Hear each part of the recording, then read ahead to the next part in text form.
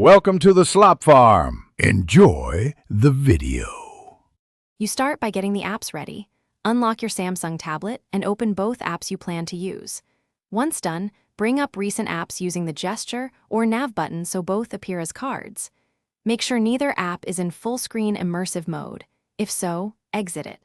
This initial step ensures the system can place apps into split view.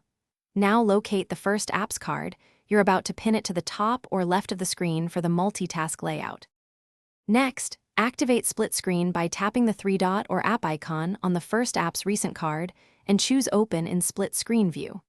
The first app anchors to one side, then pick the second app from Recent or the app drawer to occupy the other side. Once both apps are present, drag the divider to resize each window or press the handle for quick presets.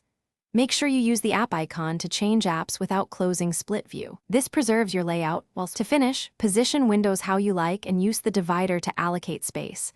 Drag it fully to one edge to close split view. If an app refuses to appear, make sure it supports multi-window. Some video players or games block split mode.